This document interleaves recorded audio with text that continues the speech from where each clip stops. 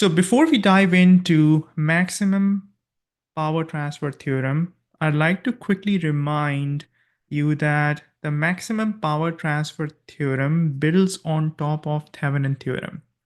Now, the whole purpose in life for Thevenin theorem is that we want to simplify a very complicated circuit which is comprised of a bunch of power sources. They can be current sources, they can be voltage sources, and circuit elements that can be resistors, that can be inductors, that can be capacitors, into a series arrangement of just one voltage source and one resistor. Okay. Or one impedance in general, if you're talking about AC and DC, because the maximum power theorem, just like the Thevenin theorem, really applies to both AC as well as DC circuits. So this is our Thevenin theorem. And there are nuances with Thevenin theorem, right, as to identifying the terminals through which you have to look into, okay, in order to create a Thevenin equivalent circuit. So as you can see, V0 is being applied over here across the 8K resistor. So this is my output resistor. This is my load resistor.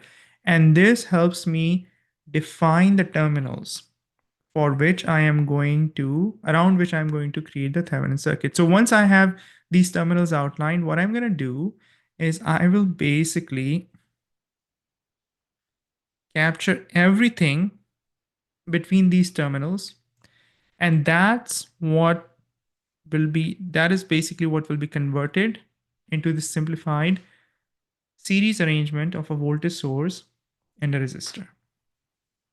Okay, this is a very key concept. I have students asking this question repeatedly when they enroll in the program, when they, come across Thevenin. Should I keep the 8K resistor in or should I take it out, right? It really depends on what the question is asking, right? So if if our load is defined as the voltage across this load resistor, it basically means that this is a resistor eventually that you're going to connect at the output, right? But if I actually did not show this 8K resistor and I call these as terminals A and B, then you don't have to remove anything out, take anything away, delete anything, or modify the circuit, because the terminals are then explicitly mentioned, right? Whereas in this case, when we look at it like this, what this means is that you actually are not given the terminals directly, but you are provided details around the resistor, around the circuit element for which the Thevenin needs to be created. And then once you create the Thevenin equivalent circuit, then you bring back the resistor in, then you bring back that impedance in, or the circuit element in, and then connect it. Okay, so this is a very quick overview of Thevenin, and this forms the basis of our maximum power transfer theorem. Now, assuming that we have converted a very messy, a very complicated, a very entangled type of a circuit into a simplified voltage source that is in series with the resistor, we call it the Thevenin resistor, then where do we go from that point onwards in terms of maximum power transfer theorem? Well, the maximum power transfer theorem basically tells us that if you want maximum amount of power to be transferred to the load, to the output resistor, to the impedance, then all you got to do is match that load resistor's impedance, its ohmic value, with the Thevenin resistance for the DC circuits, because in DC there's no concept of frequency. Okay, I'm going to repeat it one more time.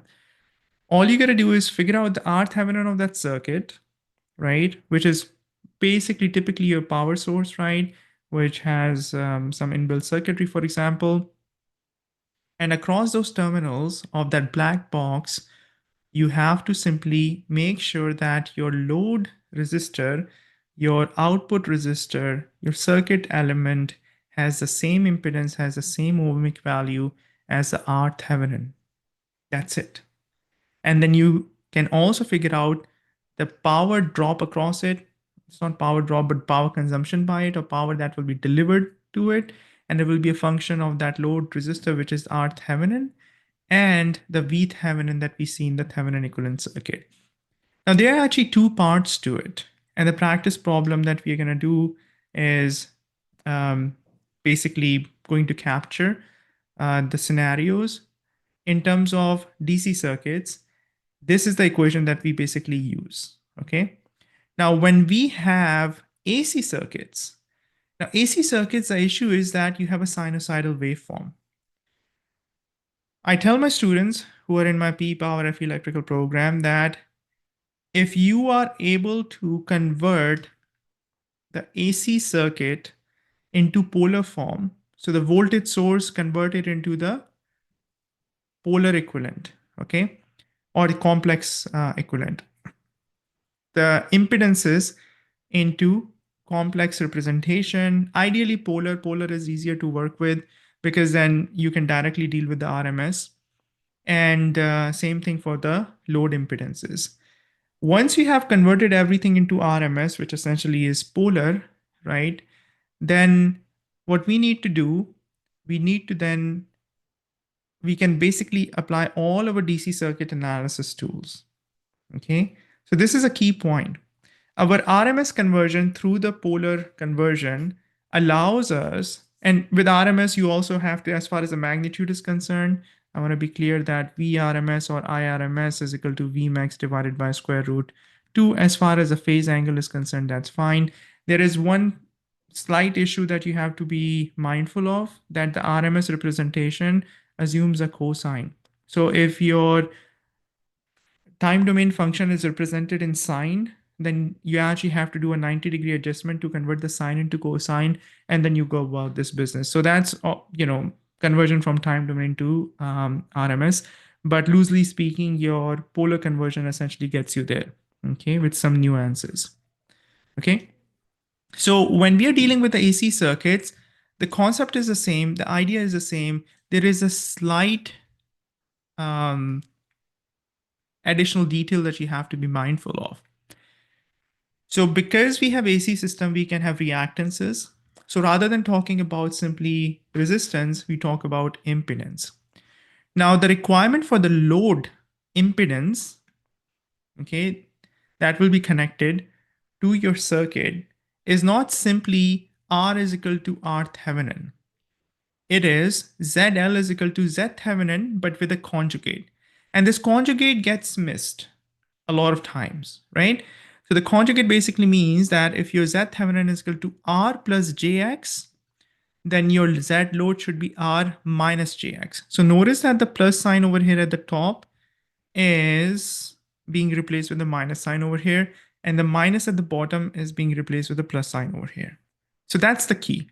Okay, that's the key concept that we need to understand, that if we have AC circuits, this theorem still applies because Thevenin still applies as long as you convert the AC circuits into RMS.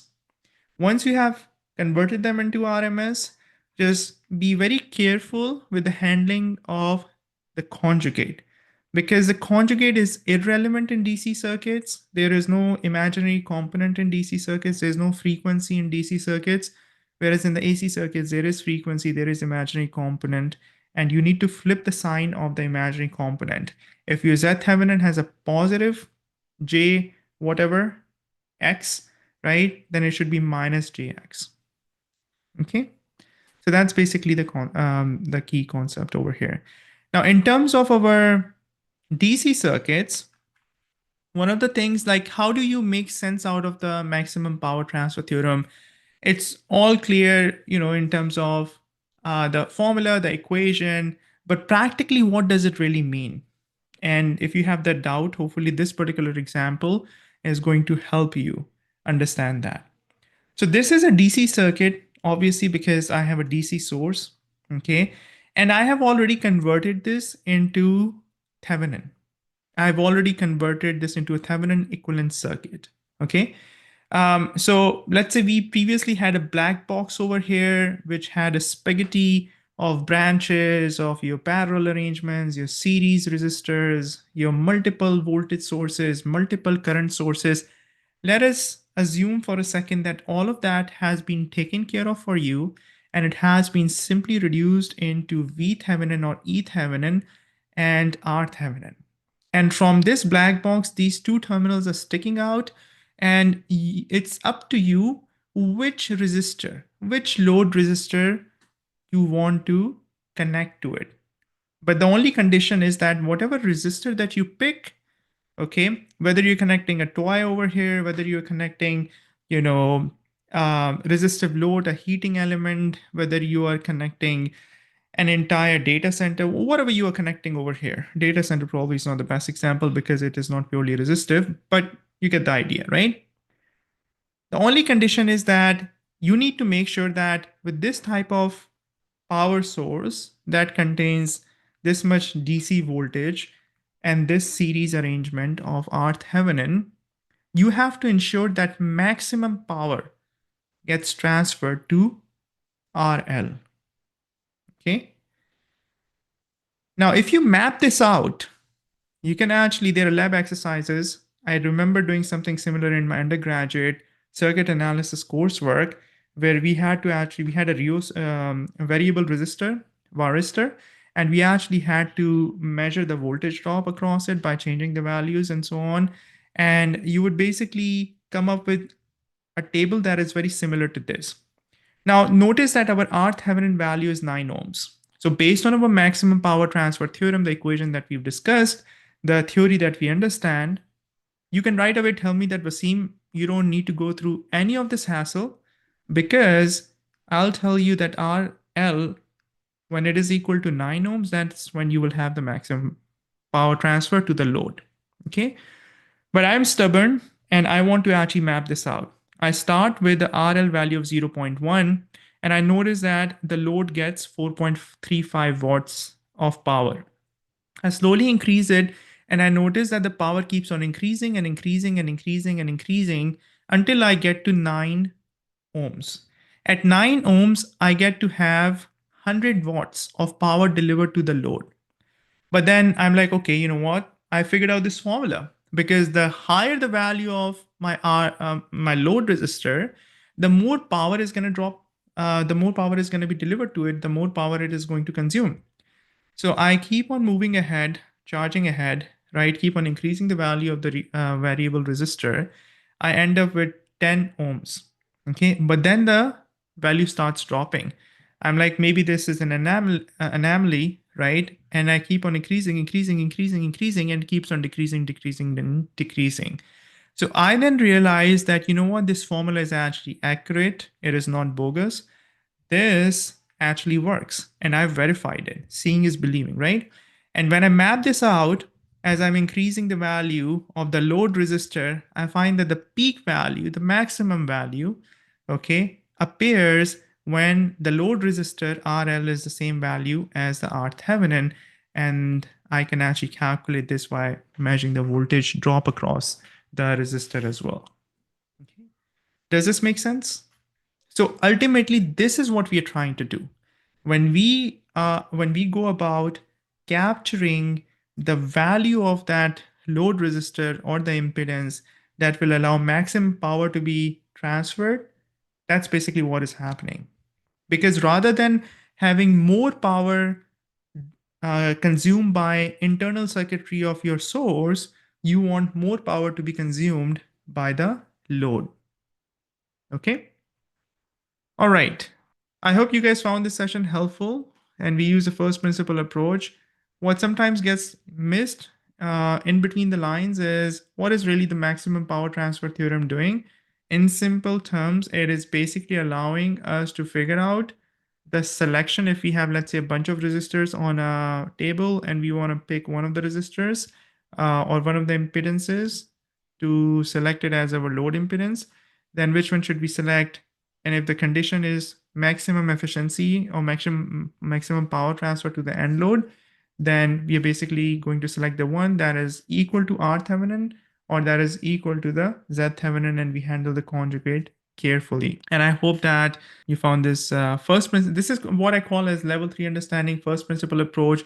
And when you tackle every single topic for FE electrical and computer exam, the P power exam, it becomes a lot more helpful, especially for the PE power exam. I'll tell you up front that if the small building blocks are shaky as you're working through, and that really starts with FE electrical, if they are not based on strong foundation, then it sort of amplifies when you get to the PE power exam preparation. And at that stage, you really don't have too much time because of the new content that you have to cover to really go back. So it really drags out your preparation and makes it a lot more frustrating. If you found this helpful and are interested in an effective and efficient exam preparation resource, feel free to visit my website, studyforfe.com. It will save you time, hopefully stress and frustration, and will give you the confidence going into the actual exam. And at the end of the day, learning can be done all by, our own selves. But learning alone can sometimes look something like this, right? But if you're using an effective exam prep resource with a mentor, with guidance, with structure, then it can be a little bit easier, right? So feel free to check out my website, www.studyforfe.com, whether you're preparing for FE electrical and computer or PE power. You'll find the on-demand format. You'll find the on-demand plus live training format. In the on-demand plus live training format, essentially, I expect students to go through the lectures and quizzes using the on-demand course content. On a weekly basis, I release new homework assignments, and then the solutions for those homework assignments are provided, and then I get together on a live call, and then we do a holistic overview. There's also support structure in the form of a community access, which is moderated by myself and my two teaching assistants, and you can ask any questions, and within a matter of hours you can get a very quick response. Yeah, thanks a lot for your time, and feel free to reach out in case of any questions. Thank you. If you're new to this channel, please consider subscribing. On a weekly basis, I'm creating content for FE electrical and PE power exam preparation. I also discuss topics related to electrical engineering with a focus on power systems engineering. If you'd like to learn more about my FE electrical and PE power exam preparation programs, please visit my website, studyforfe.com.